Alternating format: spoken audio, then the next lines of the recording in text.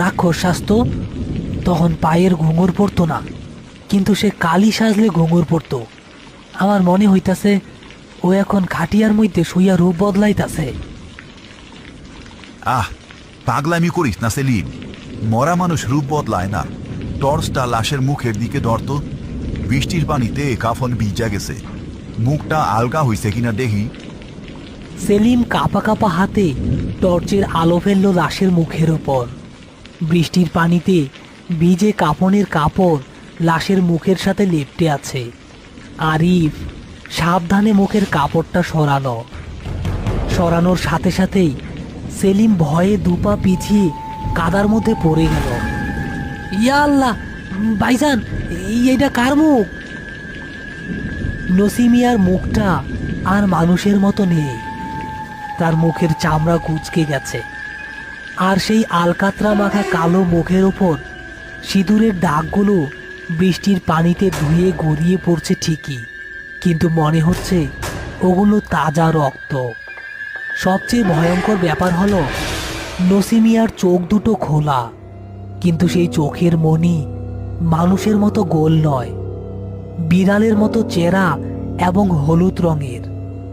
আর তার মুখে সেই নকল রাক্ষসের দাঁতগুলো নেই। তার বদলে মাড়ি থেকে আসল হাড়ের মতো লম্বা লম্বা দাঁত বেরিয়ে এসেছে।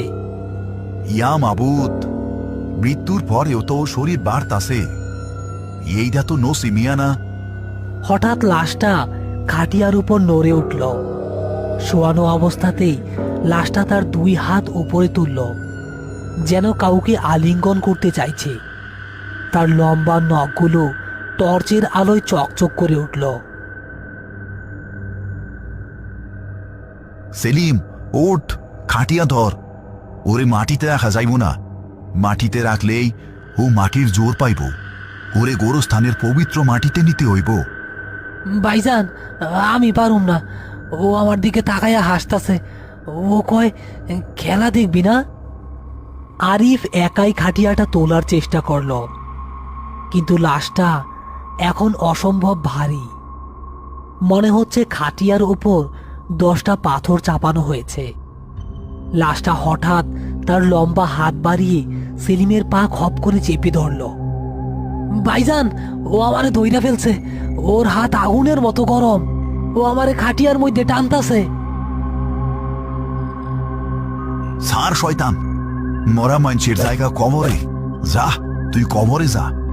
আরিফের বাঁশের বাড়িতে লাশের হাতটা সেলিমের পা ছেড়ে দিল ঠিকই,